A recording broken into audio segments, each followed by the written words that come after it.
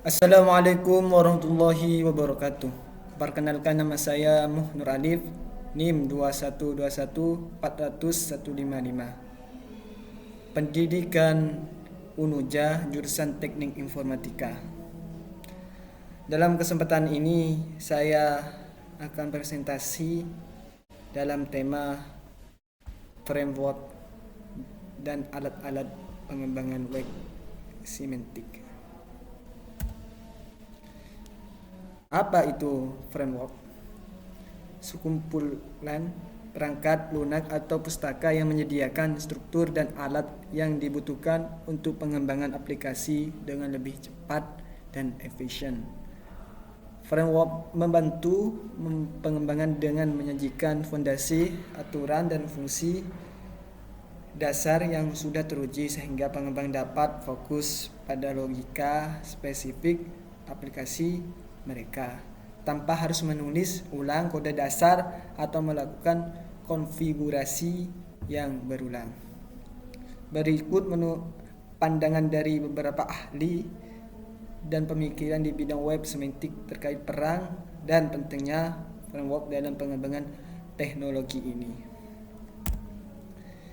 Menurut tim Berners-Lee, pencipta Word dan Web Semantic, Berners-Lee berpendapat bahwa web semantik adalah evolusi alami web yang ada di mana data terstruktur dapat diakses dan diproses oleh agen otomatis. Menurutnya, framework dan standar terbuka seperti RDF, ONLY, dan RGL adalah elemen penting yang membentuk fondasi web semantik, memudahkan interoperabilitas dan memungkinkan data lintas domain dapat digunakan bersama secara semantik.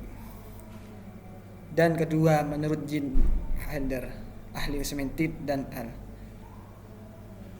Helder menekankan pentingnya framework dalam mempercepat adopsi web semantik di dunia nyata. Menurut Helder, framework seperti Gina dan Protect memungkinkan pengembangan untuk fokus pada konten dan fokus spesifik aplikasi, bukan pada aspek teknis perbuatan ontologi dan reasoning. Ia juga menyebutkan bahwa framework ini memberikan struktur yang membantu pengembangan lebih efisien dalam mengimplementasikan aplikasi yang kompleks. Contoh, beberapa framework yang umum digunakan meliputi Apache Jena, framework Java untuk RDF, ONLY, dan Spark RGL, dan RDF pustaka Python untuk mengelola RDF, Protect, alat untuk mengelola ontologi berbasis OWL. Dan jenis-jenis framework berdasarkan aplikasinya itu ada 5. Ya, langsung saja saya sebutkan. 1. Framework pengembangan web, membantu dalam pengembangan aplikasi web dan situs dinamis. Contoh yang populer: Django, Python.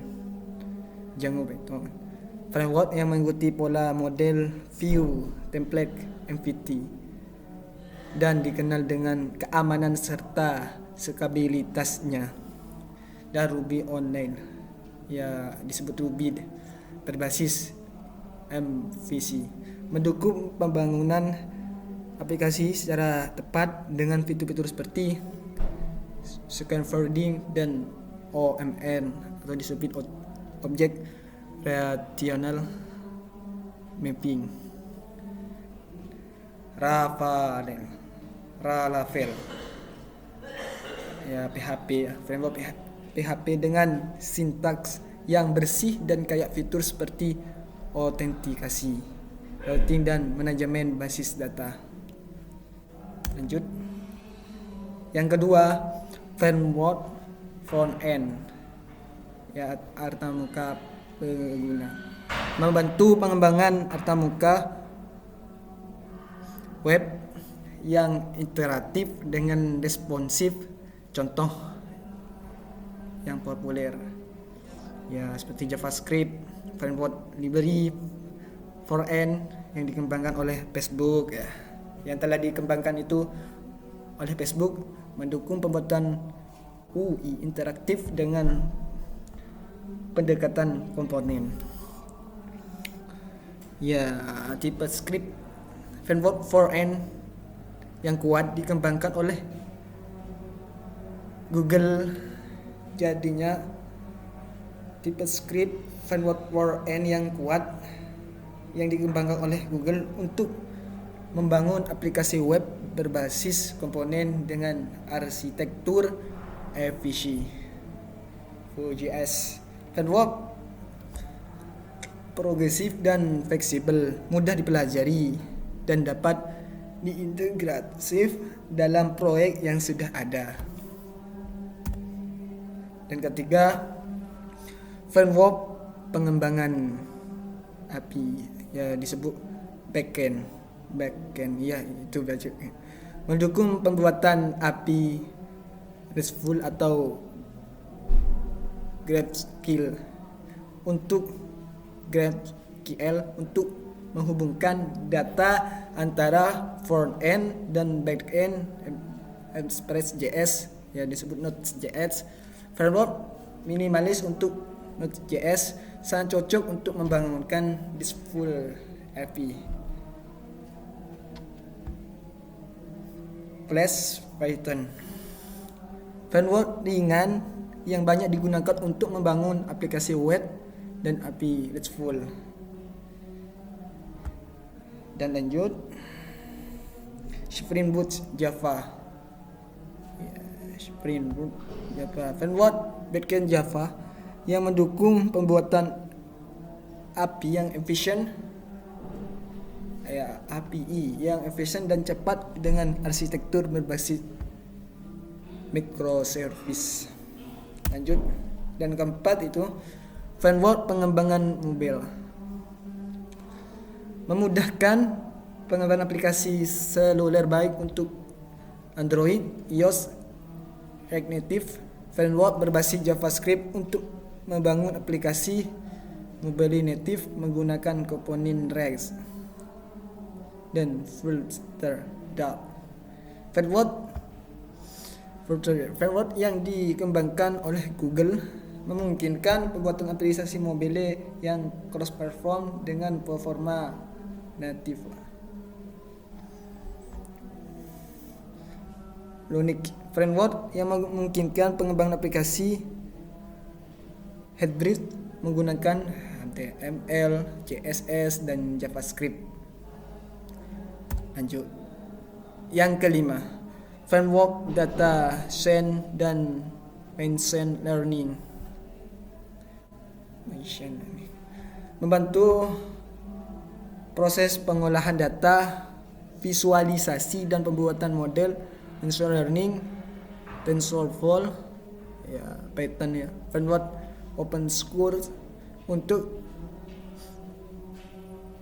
machine learning yang mendukung deep learning dan neural network. Scikit-learning Python pustaka machine learning untuk Python yang menyediakan algoritma klasifikasi, regresi, dan clustering. Apache Spark framework komputasi big data yang mendukung pemrosesan data yang cepat dan manfaat menggunakan framework efisiensi pengembangan menyediakan alat-alat otomatisasi struktur yang siap pakai dan pustaka yang bantu pengembangan.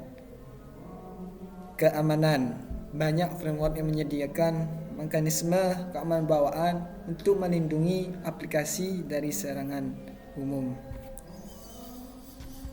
Pemeliharaan mudah dengan standar dan struktur yang sudah disediakan. Framework memudahkan pemeliharaan dan pengembangan lebih lanjut. Dukungan komunitas. Framework yang populer biasanya memiliki komunitas yang aktif sehingga tersedia dokumentasi, tutorial, dan forum bantuan. Lanjut. Alat-alat pengembangan web semantik. Dalam pengembangan semantik ada beberapa alat yang membantu untuk menyimpan, mengolah, manipulasi data semantik menggunakan standar seperti RDF, OL, RGL. Berikut ada beberapa alat yang umum digunakan dalam pengembangan web semantik. Yang pertama itu Apache Jena, framework open source berbasis Java yang mendukung RDF, OLI, dan RGL. Apache Jena mempermudah pengembangan dalam membangun aplikasi yang memerlukan menyimpan data semantik, reasoning, dan query data RDF. Lanjut. Dan fitur utamanya JenaDB, database RDF yang menyimpan dan memproses data RDF. Fuseki, servers SPyRGL yang menyediakan endpoint untuk mengakses dan mengelola data RDF. Inference Engine mendukung reasoning sederhana pada data RDF dan OEL, dan kegunaan umum digunakan dalam pengembangan aplikasi berbasis ontologi, query data RDF, dan reasoning. RDF di Python, pustaka Python yang memungkinkan menggunakan untuk membuat, memanipulasi, dan mengambil data dalam format RDF-lib, populer di kalangan pengembangan Python karena fleksibilitasnya dan integrasinya yang mudah dengan aplikasi berbasis Python. Fitur utama mendukung parsing format RDF seperti XML, Turtle, dan JSON-LD, mendukung SPyRGL untuk melakukan query data RDF. Kegunaan digunakan oleh pengembangan Python yang bekerja dengan data semantik dalam aplikasi Python. Protect alat open source yang dikembangkan oleh Stanford University untuk membangun dan mengolah ontologi berbasis OEL. Protect menyediakan antarmuka grafis yang memudahkan pengguna dalam membuat ontologi dan memvisualisasikan hubungan antar konsep. Fitur utamanya mendukung reasoning otomatis, pengeditan visual untuk ontologi, dan ekspor ke format RDF atau OEL. Kegunaannya sering digunakan untuk membangun dan memelihara ontologi dalam berbagai proyek web semantik, terutama dalam riset dan aplikasi.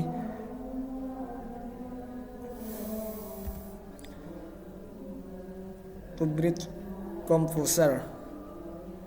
Yang keempat itu Tubrid Composer, alat berbasis GUI yang digunakan untuk mengembangkan model data semantik dan ontologi menggunakan RDF. Oleh alat ini mendukung pengelolaan data, validasi, reasoning, dan visualisasi ontologi. Dan fitur utamanya itu mendukung SPyRGL,